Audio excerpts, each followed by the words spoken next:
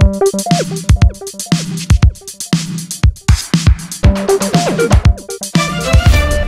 Delgado Jr. has long been familiar with prosthetics since he was born missing a severe amount of his left hand.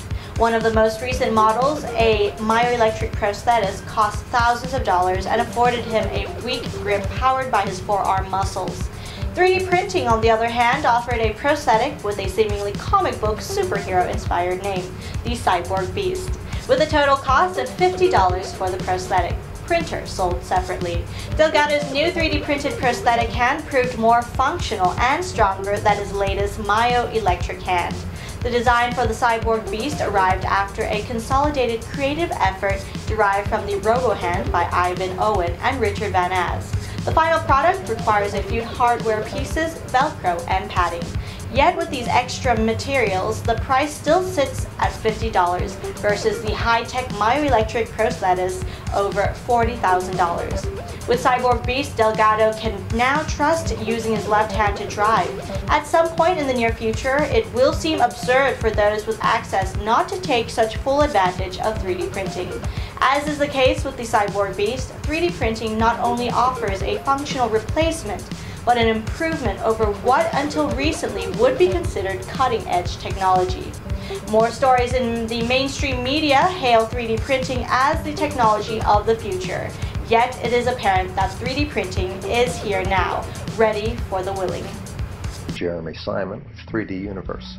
I recently had a great opportunity to work with just the nicest guy. His name is Jose Delgado Jr. and he is 53 years old and has lived his entire life without his left hand, and had the honor of being able to make a 3D printed prosthesis for him, and he took a few minutes to talk to me about that, so I wanted to share that with you. My name is Jose Delgado Jr. I'm 53 years old. I was born without a left hand, I'll show you.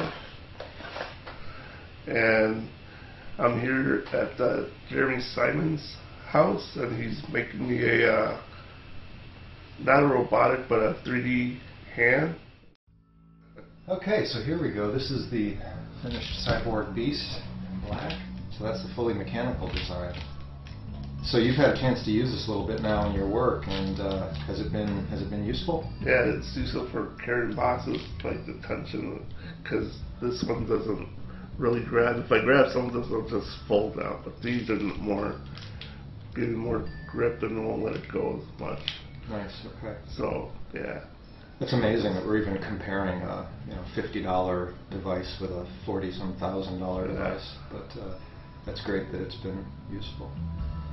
This one I had for about 3 years, but the thing is, the first fingers move grasp, but the other two they're just not really for anything, just for, I guess, cosmetics or whatever.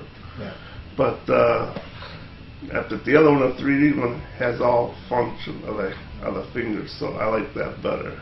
So you actually work in an environment that involves a lot of lifting and stuff. Yes. How has that been in terms of using that versus not using one or using a different one? Yeah, when I use that one, I can pick up better box because the fingers are longer and straighter than this. So that makes it a lot better when it gets the fingers more out instead of curving. Okay, so then the fingers aren't actually having to carry the full weight of the box. Right, They're right. just kind of wrapping around it. Right. So it's not putting too much tension. Right. That's good. Okay. And then just like when I bend my wrist, I get enough grip on the bottom of the box. So it's more like your palm is holding it than the fingers. Right. Great. Okay. And this one just stays solid, whatever it is. It won't flex. It just up to there. That's it. Okay. And so what else have you been able to try with the 3D printed hand? For example, do you use it like while driving? Can you hold I the could steering do wheel? driving, so I grab on there, because this one, if I'm driving and I hit a bump or something, it might just go by itself, and I have to try to adjust my muscle in here. Mm-hmm. Two muscles I have to, so I get closed. But that 3D, as soon as I got my wrist bent, it just hold on. Okay. I won't let go unless I open my wrist. So this is printed in ABS plastic, very common 3D printing material. The shininess is because it's been treated with that acetone vapor to give it a nice surface finish. And the rest of the materials are readily available. Just some hardware to assemble and some cords and little foam padding and Velcro, some other stuff like that. And I can use it for driving too. Yeah, so that grips the steering wheel okay, so yeah. you can, that's terrific. Yeah. Oh, that's very cool. I'm very glad that's working out. Put the signal on. So, yeah. Terrific.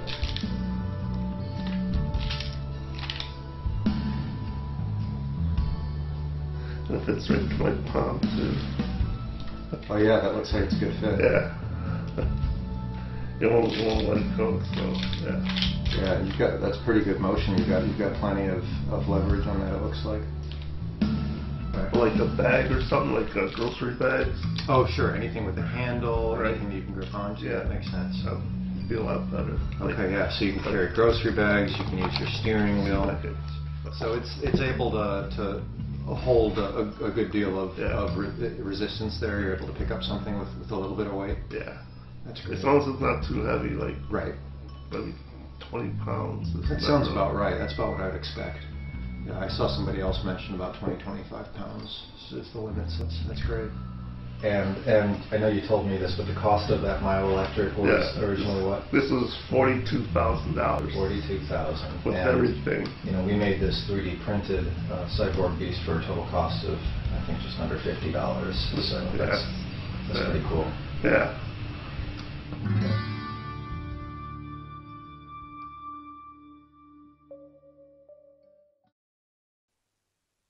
3D Printing Industry News TV, brought to you by 3D Systems.